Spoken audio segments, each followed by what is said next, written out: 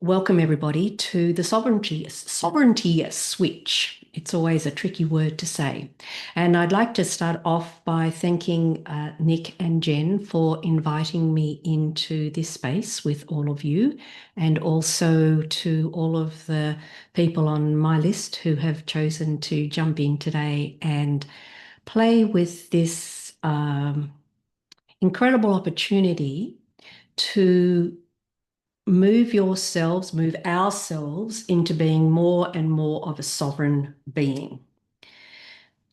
I met Nick and Jen. Oh, I was trying to actually work it out. So it was pre-COVID.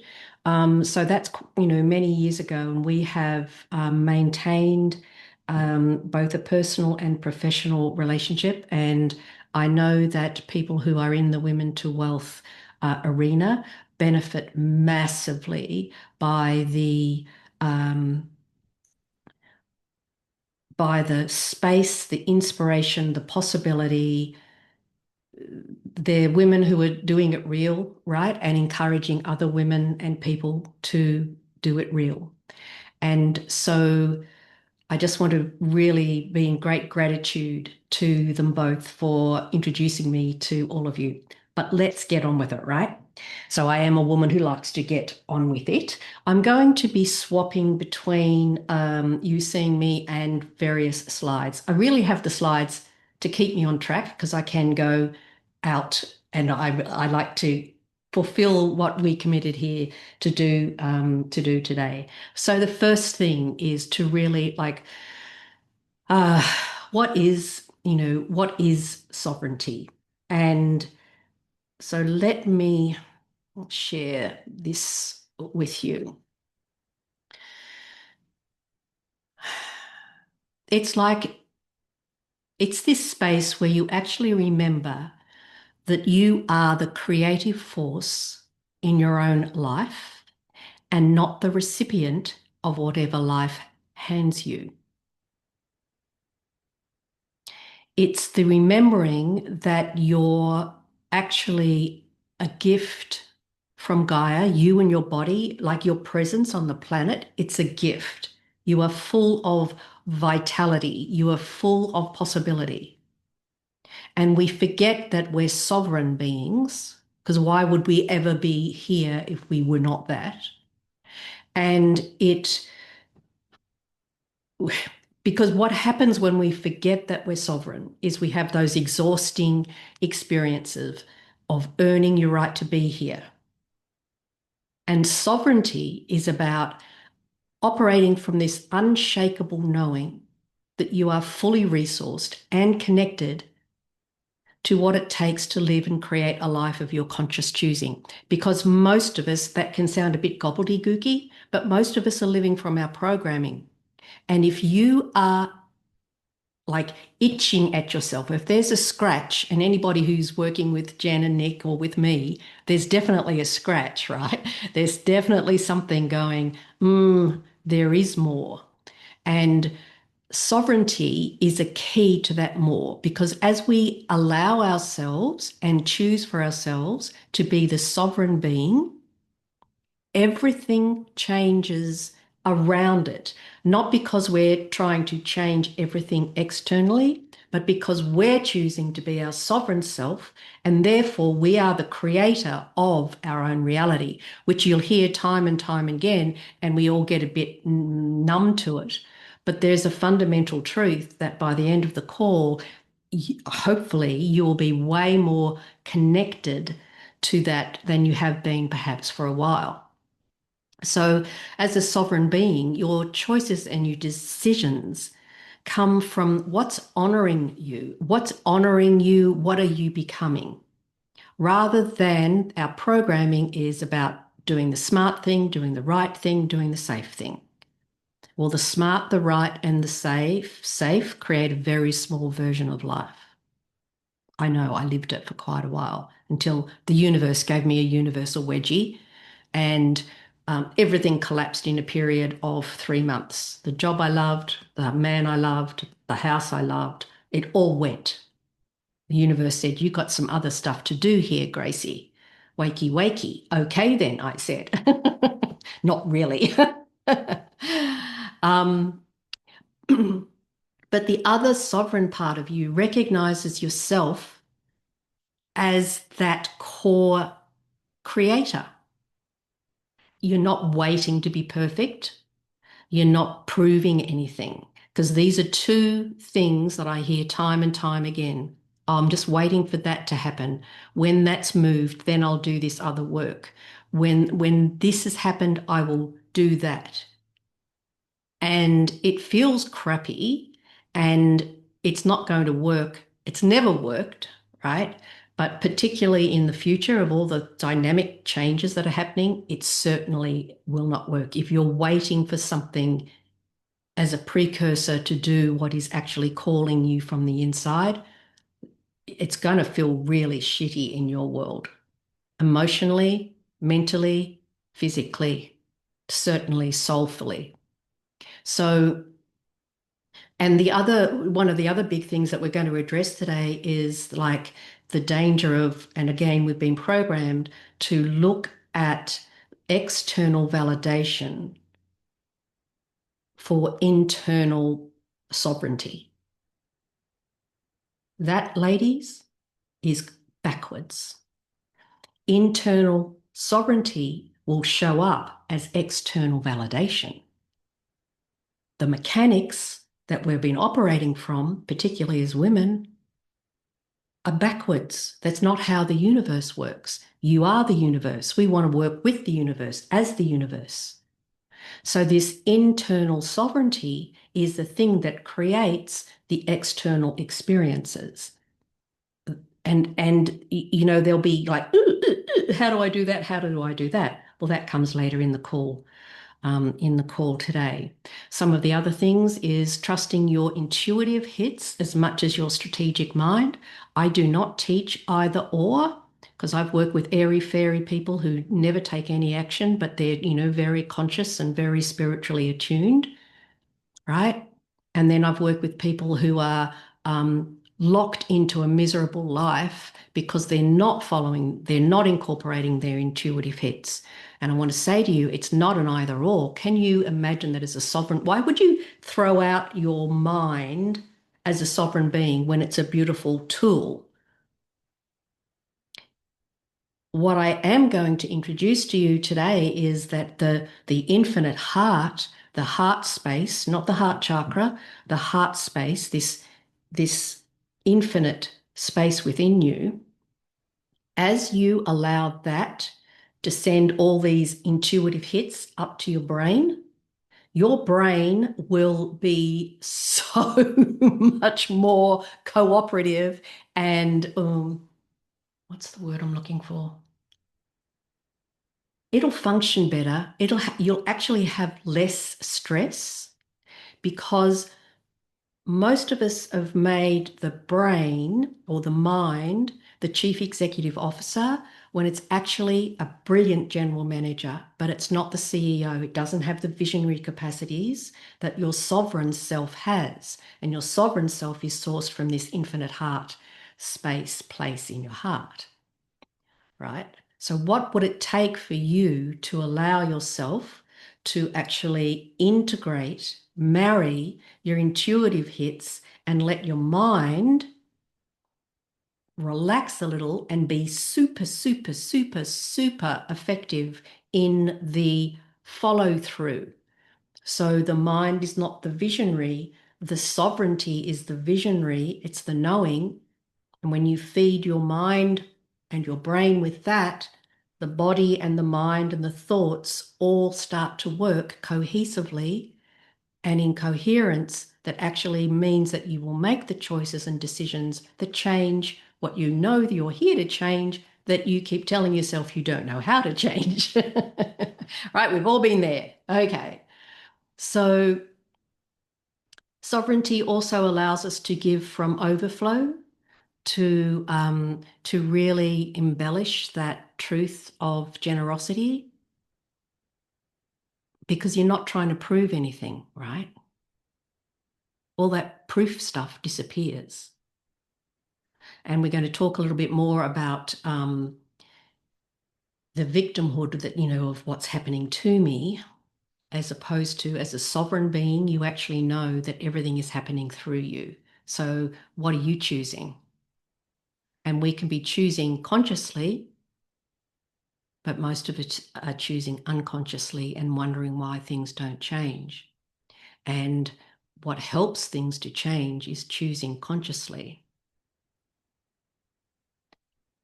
The sovereignty, that center, helps you to do that.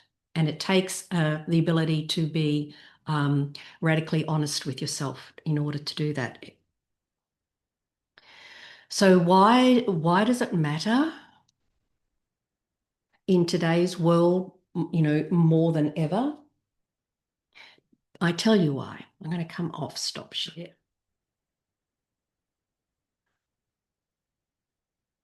There we go.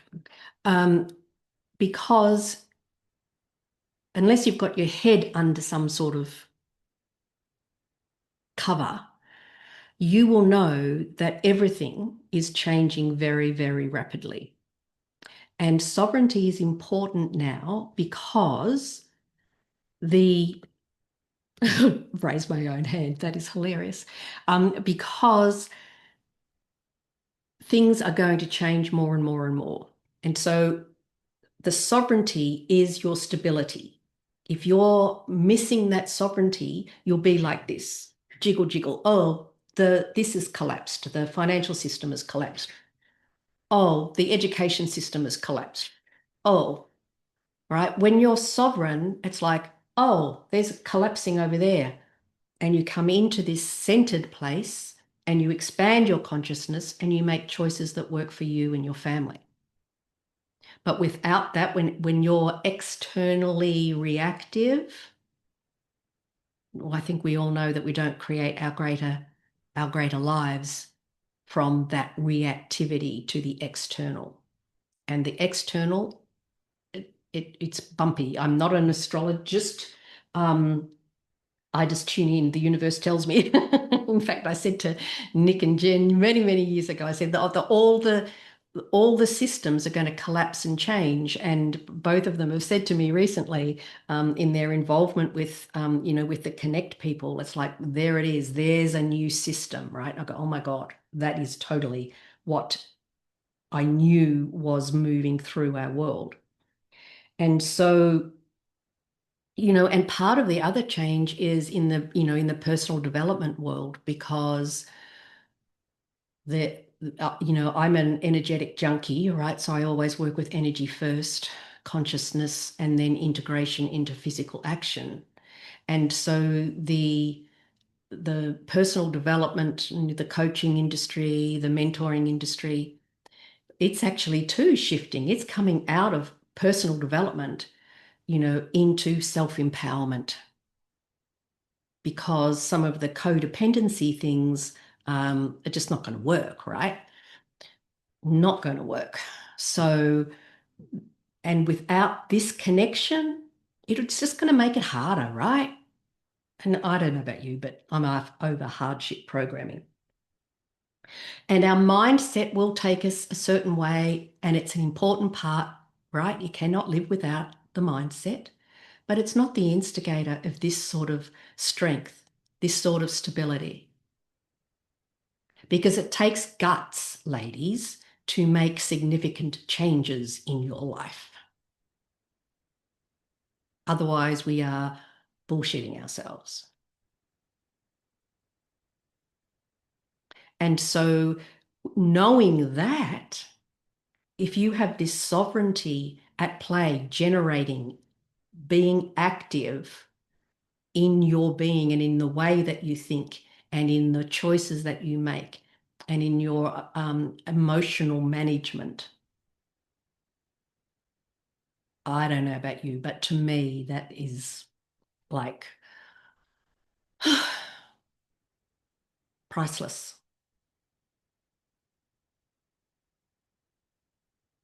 And it does take, like, it is a switch, right? We've got to switch it back on because we've been programmed out of our power.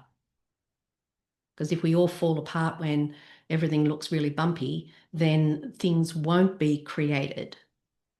They might be fixed, but fixing is not creating new. Fixing is mucking around in the old. And here, if you're working with Nick and Jen and me, then you're all about creating something new. And so there's this expansion as you become self-empowered to be that higher creative force. And it always it doesn't always make sense initially. So intuitive is always logical after you've followed it, never before it, right? So you've got to trust this. Yes, we have been programmed out of our power, totally, because then we're controllable. Then we simply choose from the fear of, oh my God, if I take that money and put it over there where I don't know how that works and I've got to do this and that and the other, and then you don't create a different world, right? You flip-flop around in the old one.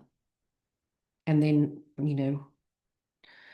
most people end up just being a victim of their own unconscious choosing. And I don't know about you, but I know enough about me to know that I did not come to this planet at this time to be a victim of unconscious choices.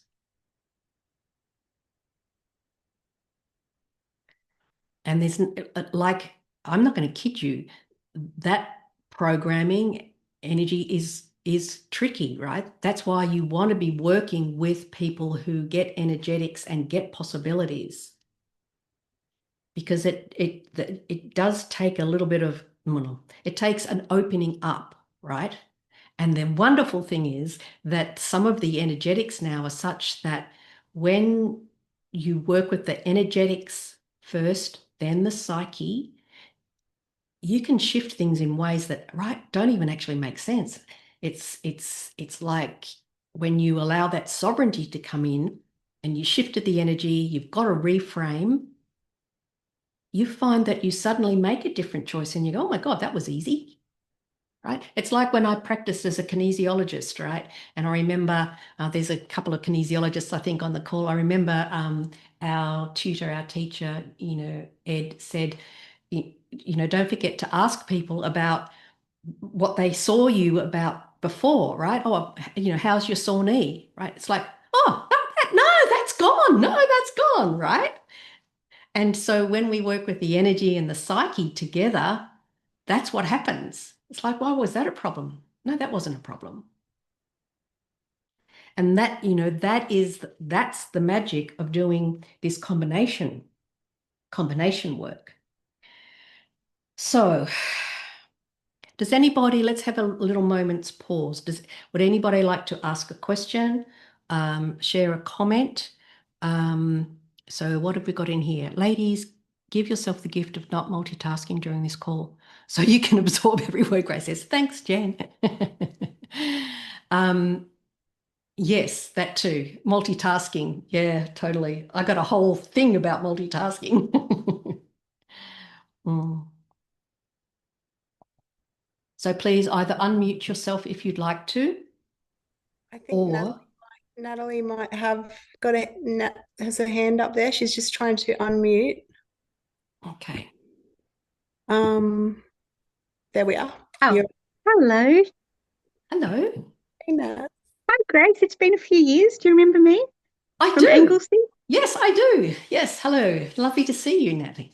Lovely to see you. My question is, how do you go quantum? It's kind of possibly a big question, but Um, can I ask you a question about your question? yes, Um, what connection are you making between quantum and sovereignty? it's possibly the gateway.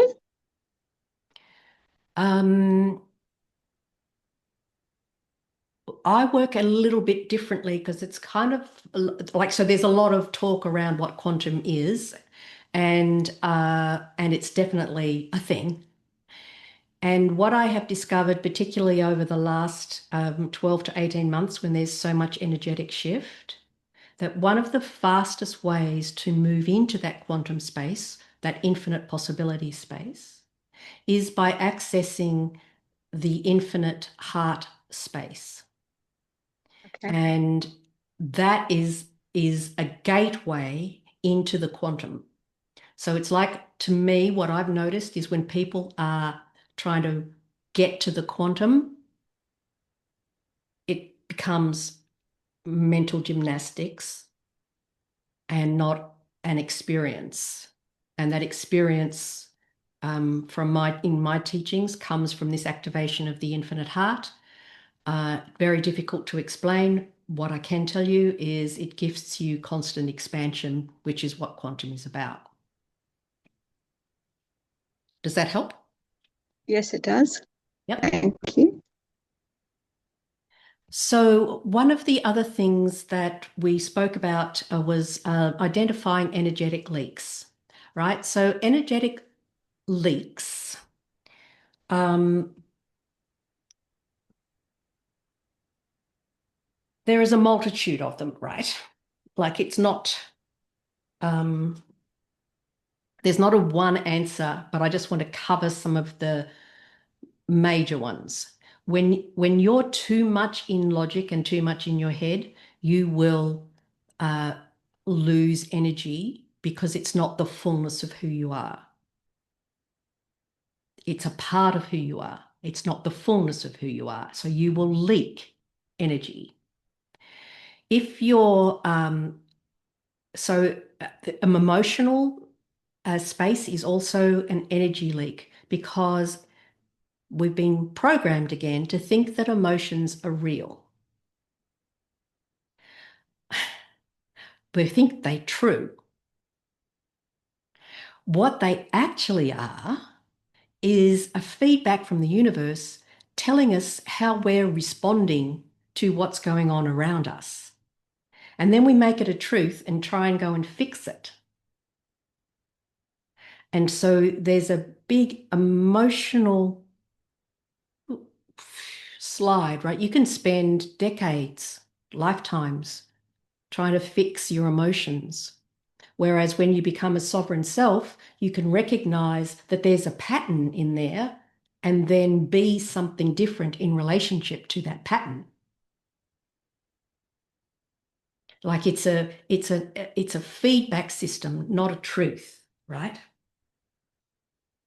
So this is thus all the marketing around the needing to heal. Yeah, totally. And Nick says, I've definitely been someone who would always default to logical. Yeah, totally. And as you allowed that, Nick, as you allowed, you weren't trying to get rid of the logic, right? You were adding another aspect of you to you so that you were more whole and complete and incorporating all of this stuff, right? And most of us have been programmed, this is the big energy leak, to not use our intuitive aspect. And we will leak energy. If you've got an itch and there's more and you're only coming at it from here, it's not a complete access point.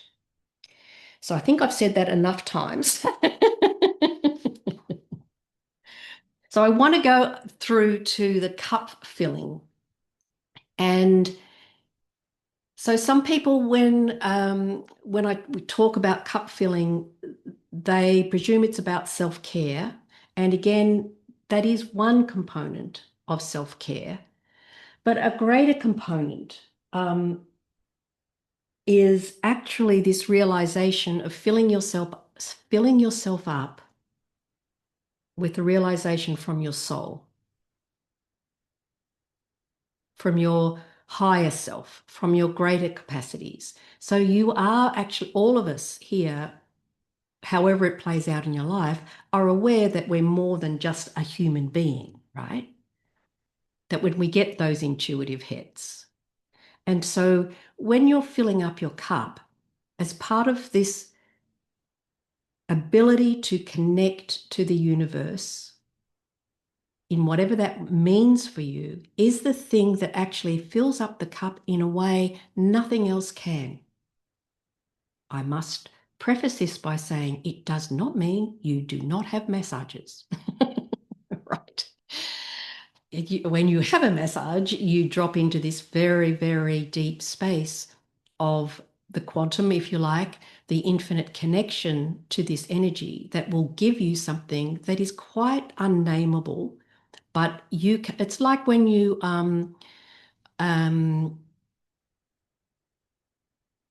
when you have those incredible sleeps and you just wake up and you're like so alive,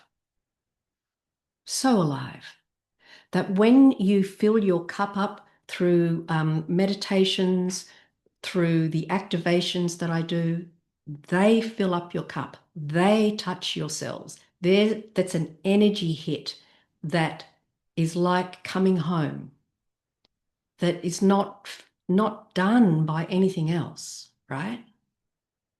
And that's the thing we often push to the last bit of the day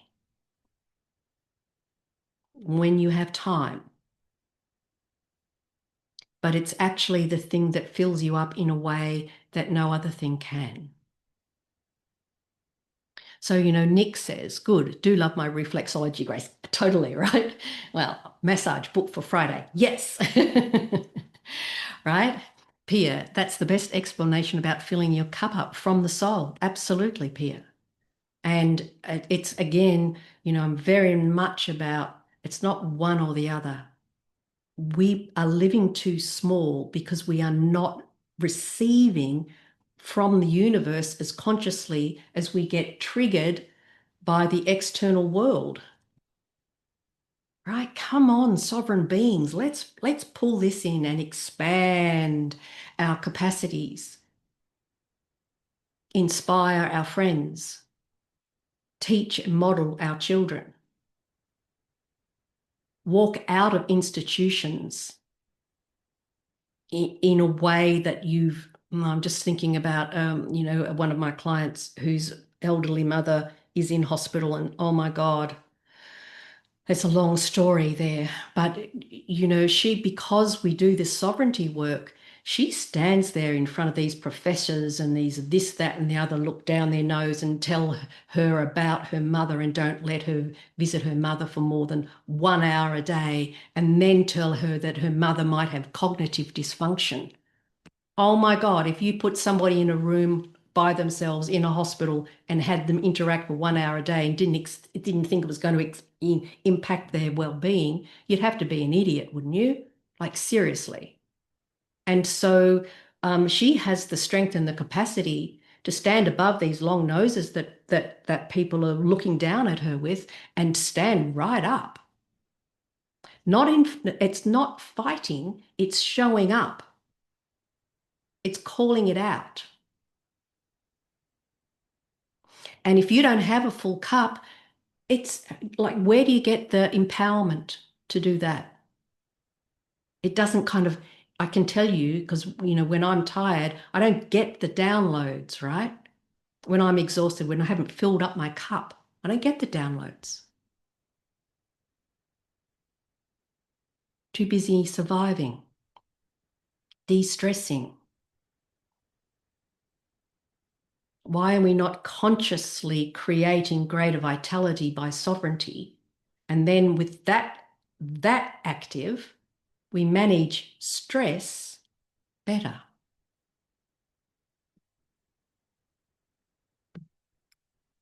So Gabrielle says, so creating space away from the noise, meditation. Yeah. And Gabrielle too, I would say to you, I can meditate anywhere. I can drop into a space anywhere. I can be in a bus, I can be in a train, I can be in a gallery, busy gallery, I can be in shopping centers. Oh my God. And the more that you practice by being in this space, calling in this space, you can do it anywhere. It takes practice. It's one of the practices that's most worthwhile doing that I've ever allowed myself to become a master of.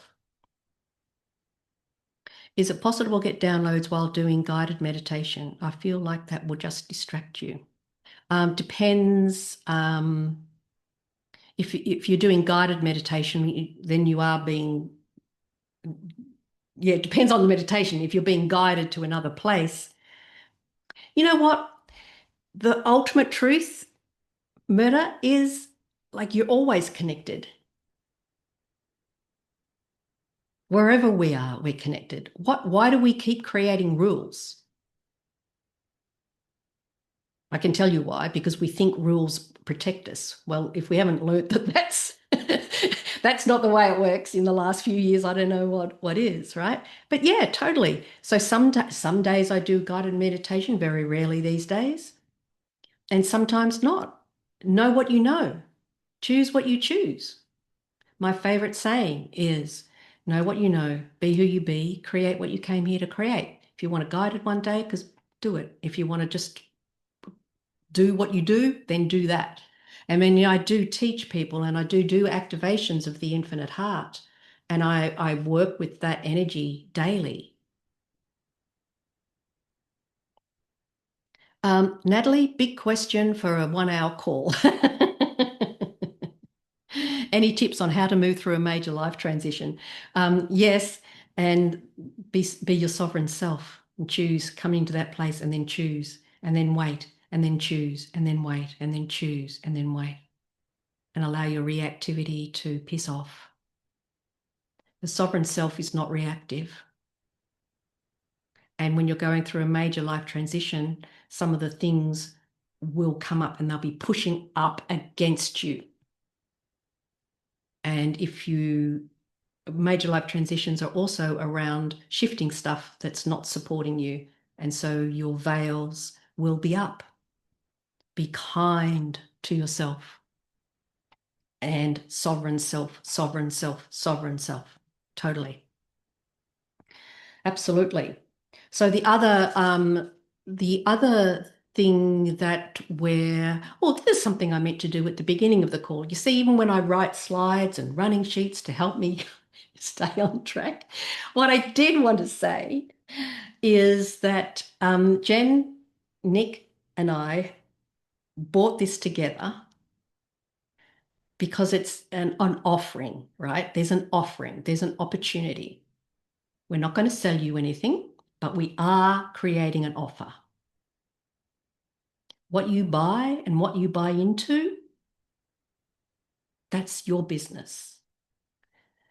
But our philosophy is if we don't show up and offer, nobody has a chance to change anything.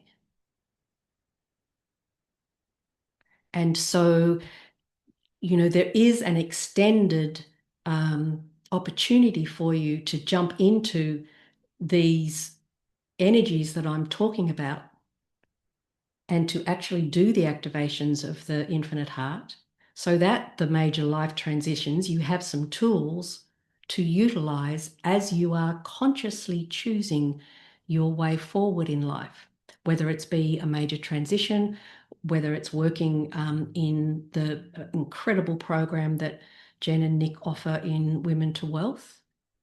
Like if you add on or include in this sovereign self to all of those things, your choices, decisions, and actions become, in inverted commas, easier. Will you need to look at some of the stuff that's in the way? Yes. And when you work with somebody like me, we can shift that faster than we've ever been able to shift it on this planet, because the universe and life and love is calling us forward and calling us forward and calling us forward. So everything is sped up. I look at when I started working with energy 30 years ago and how I work today, I go, oh, like,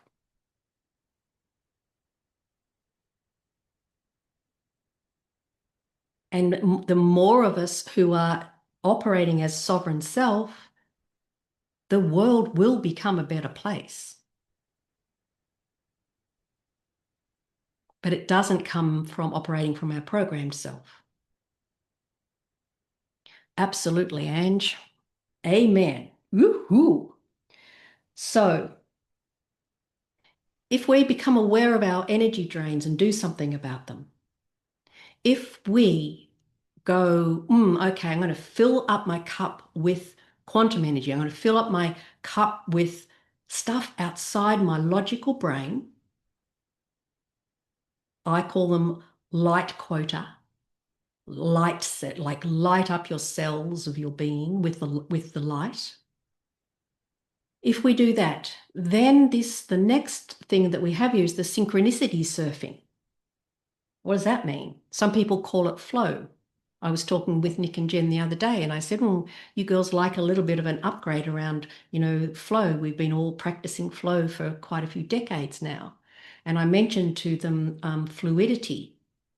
And if you tune in to the difference of like being in flow and actually allowing yourself to be fluidity, financial fluidity, everything is actually moving in a way that's slightly different from flow, which has energetically become a little linear.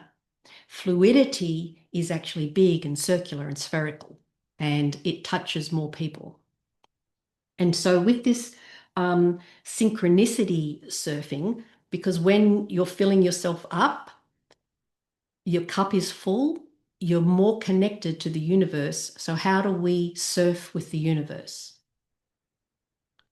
And one of the biggest things around that is, what are you actually choosing to be available for? Not what do I have, what can I get, what can I do?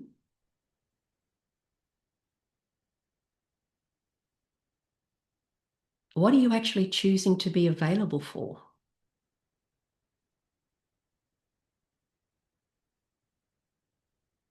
Because guess where the power goes when you go, hang on a second, what am I actually allowing myself to be available for? Can you feel where the power sits with that question?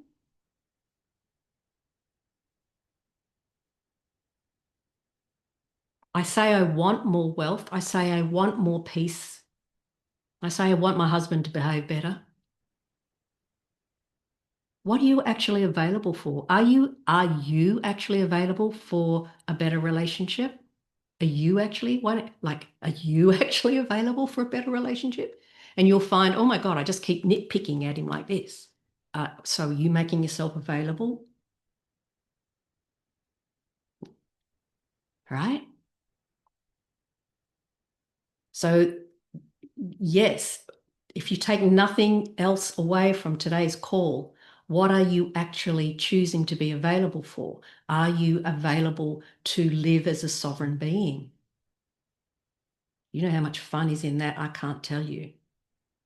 I can help you be that, but I can't tell you what it is for you because it's yours. Because I don't develop you, I empower you to find out for yourself. Grace. Yeah. Ange has a question. Ange, sorry. Do you Hey, Grace. Does that, oh no, my other question was, I asked a question earlier, but you kind of half, I feel it's dropped in the answer. What are you available for? My question was around staying in love and kindness and the highest vibration with people who are not in theirs, like are in a really victim pattern. And the what am I available for?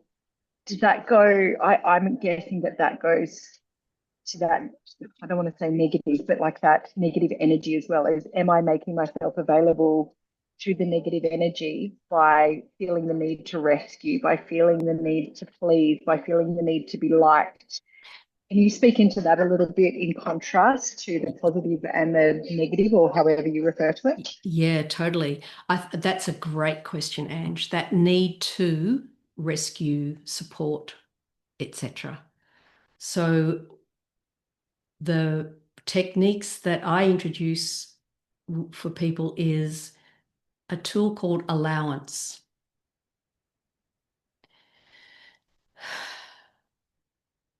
What if I allowed me to be me and you to be you, and all the judgment that runs in between? This is what I do. I pick up that judgment and I put it in the universal compost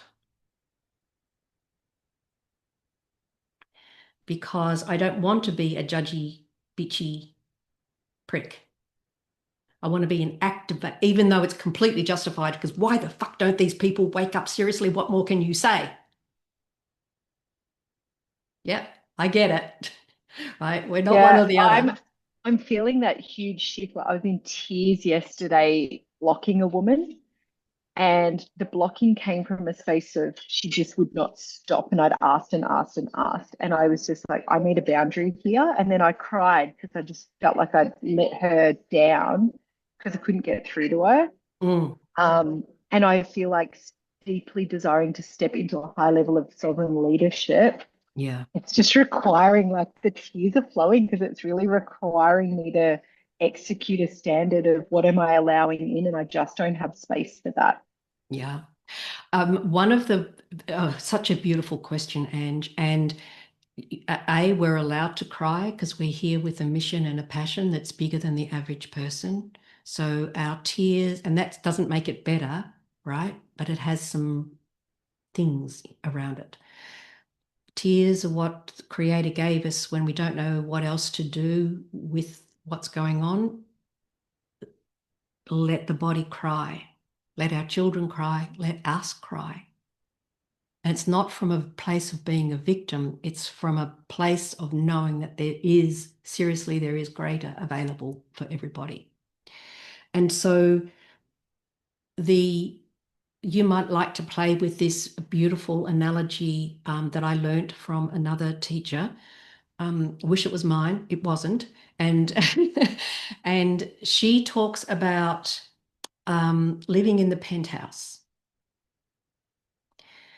Because rather than having boundaries and again, please don't just come with me on this for a little bit, because a boundary is I'm there, you're there, and it's a separation, and that's what's not sitting with you well. It's like I have to put in this boundary. When you allow yourself the sovereignty of living in a penthouse where you make your standards, your values, and they're very clear to you, and you hold that space in that integrity. And the only way people, in inverted commas, come into the penthouse with you is because you've told them how to press the button to get up there.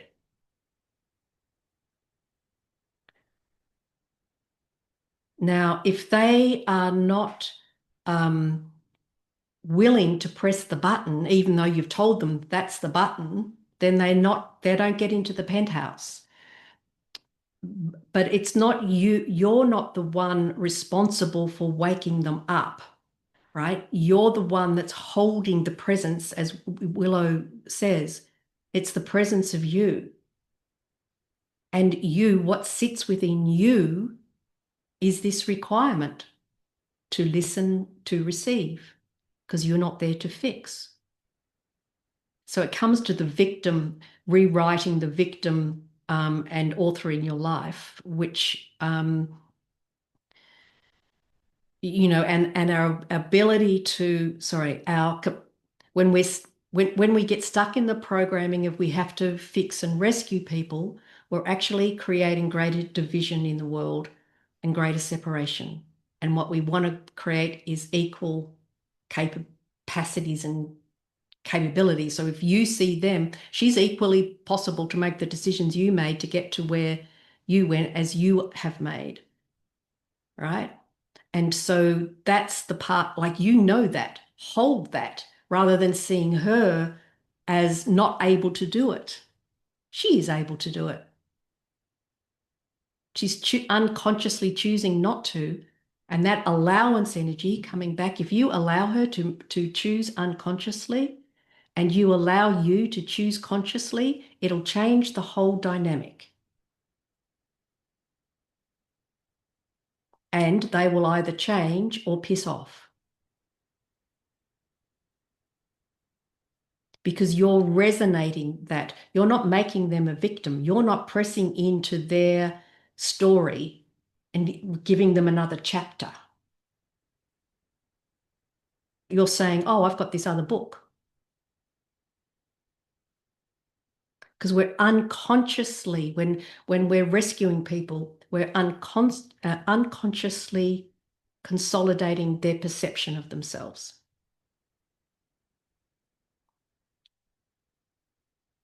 And then the other thing that we do is we go into guilt, right? Because we feel guilty that we haven't helped them, right? And it's like, oh no, there you go. Yep.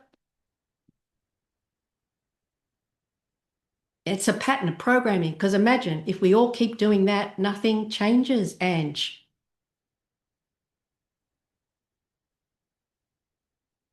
But when we be it, when we be the sovereign self, there is that energetic ripple out effect, and some people will resist it and push it away, and some people will go, oh, I just love what you say, Ange. Oh, oh. And you got to ask yourself, who are you available to work with? And why are you choosing to be available to work with the people who are difficult when you and the people who want to do it with you will create so much more? And maybe that person will be picked up in another way, because it's all possible. You're not condemning them. You're not condemning them. They may be condemning themselves. You're not condemning them. You're holding that sovereign self that says, I know exactly what is possible for you, because it's exactly what's the same as what's possible for me. And that's a truth.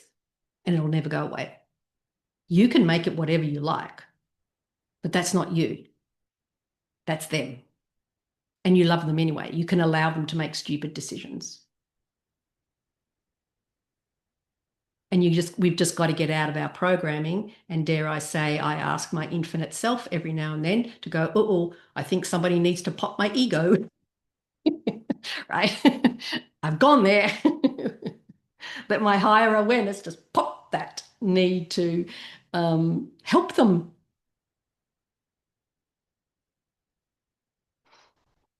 Yes, blow the brain. Yes, totally. Yes, all of that. Correct, Willow.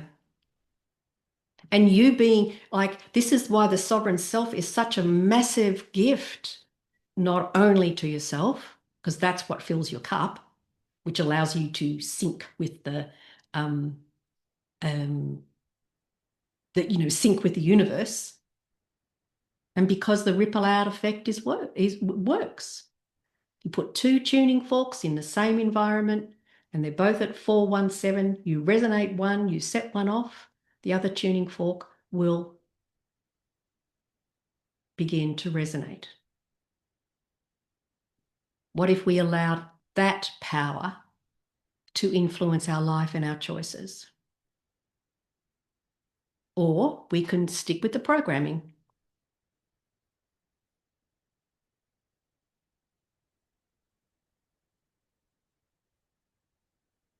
Thank you for all the thanks. I just realised, of course, I can't see when people put their hands up because I can only see some of you. Sorry, I'm just doing a technical kind of realisation then. You know how it goes. So thank you. Anybody else, if I miss somebody who has a question? That's a pleasure, Lizzie. Thank you for being here to receive it. You see, you knew intuitively there was something in here that was going to generate greater for you, so you showed up. And if we do that more and more and more and more, then we be more and more and more and more, and we create more and more and more and more. Did it always make sense? Nope. It always makes sense afterwards, not before. And we've been taught to make sense of something before we choose it, when actually it works the other way around, a lot better. Choose it, then go, oh my God, I have no idea. Who is that crazy woman? Right? So, filling up, sink surfing. What else? Well, where are we? Yes. Victim to author switch, which we've really, thank you, Ange, for that great question. we kind of, we kind of delved in there. The other thing that I want to say about victimhood is this, right? It's a really popular way of living. You can go anywhere and you will find people who are a conscious or unconscious victim of their life, and they will talk to you. They're everywhere. So if you're running a unresolved pattern of needing to be liked or needing to fit in, there's a vulnerability there to be drawn into the victim rescuer pattern. And that there are many ways to transform that wound. And when you do, your sovereign self lands in its place. Because it's one of the gaps, where those wounds are of like, I need, and you are beautiful in that, I need to do this and I need to do that. So those needs are indicators of a gap in the wholeness of you. When they're choices to assist, to contribute, they take on a completely different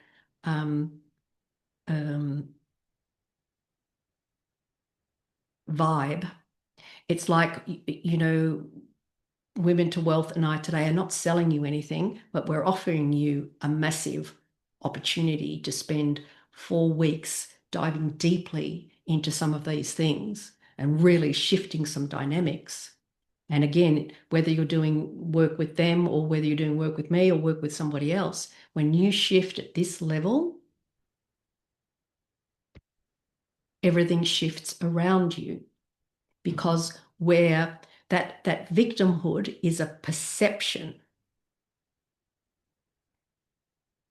And if you perceive yourself consciously or unconsciously as a victim of your life, a victim to finances, a victim to poor relationships, a victim to tech issues, right? Wherever you're powerless, that's showing you that's a place where your sovereignty is ripe and ready to jump into that space so that you create greater. And so in the offering, and we'll give you the link in a minute, but in that offering, this is 4 weeks to dive deep into each of these and unravel in a way that allows you to go and receive the most then from the other things that you're being and doing. It's a shift in your consciousness, a shift in your perspective. Because when you shift the perspective, the beliefs, the thoughts, the emotions, the things that you do, they all change really quickly. If you're working backwards, trying to do things differently, not to suppress your emotions, stay in positive thinking, it's hard work right? But if you change the perspective, then everything can fall out underneath it, because that's just the way it works.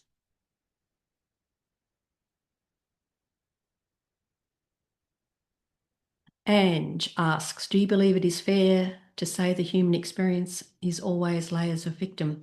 Well, it wasn't originally, Ange, but it certainly happened that way. And it's a massive energy on the planet, for sure, no doubt about that.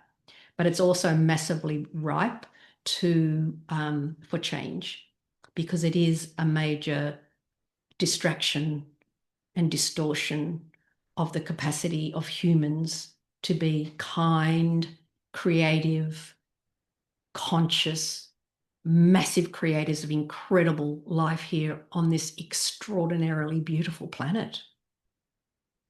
And when you're a victim, you're stuck in survival mode.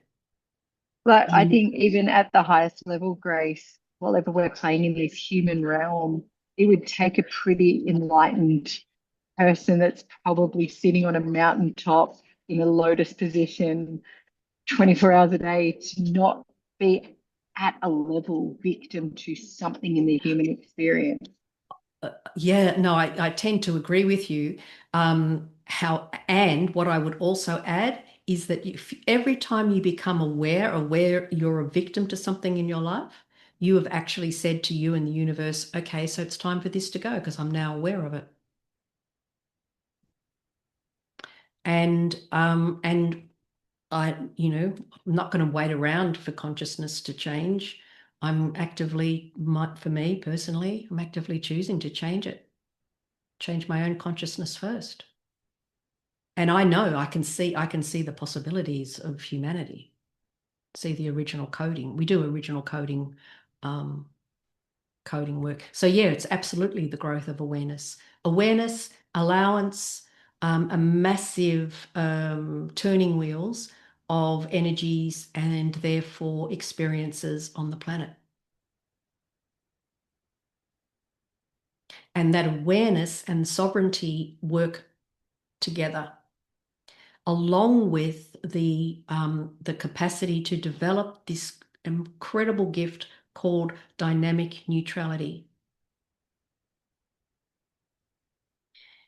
So when you're only got a few more minutes left. So just as a quick précis of this, when you're in positive belief systems and negative belief systems, you're in a pendulum, right? You're okay when you're in a positive belief system. You're not okay when you're in a negative belief system. And so most people swing from one to the other. Okay, not okay. Not okay now, because they're making a judgment of themselves. It's wrong to be in a negative, and it's right to be in a positive. Dynamic neutrality goes, oh, there's positive and negatives. What am I consciously choosing and what am I available for? That's a very brief précis of something that I teach and work with people. It's how do we get into dynamic neutrality and not make a judgment on this? Emotional victimhoods are kept in place by the judgment of the rightness or the wrongness.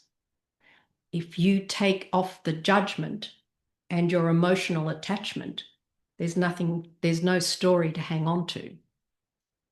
That's probably going a little bit deeper than today's call, but it's certainly what we're doing in the Sovereignty Switch 4-week program that's available for everybody to join into. I will give the link to that. I'll pop it in the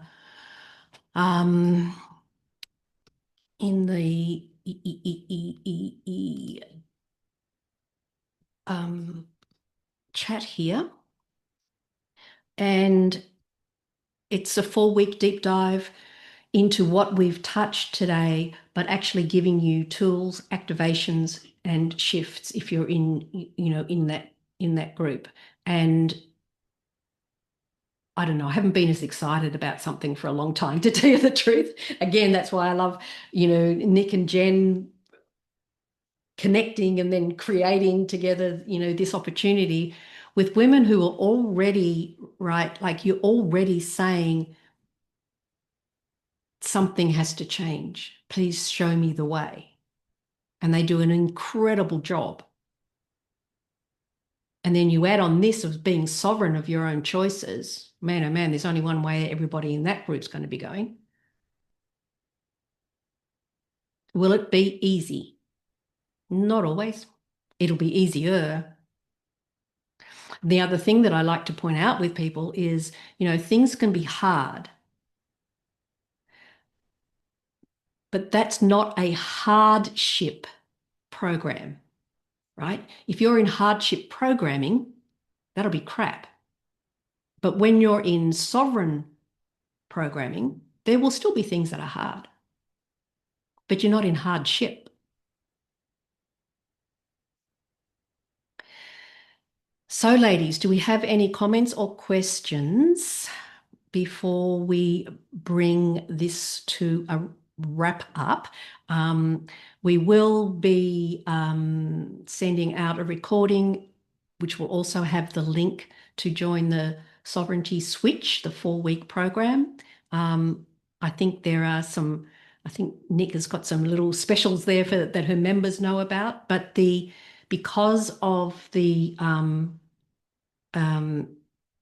collaboration here, the programs normally run at 555, and this time it's run at 444 for 4 weeks of magic.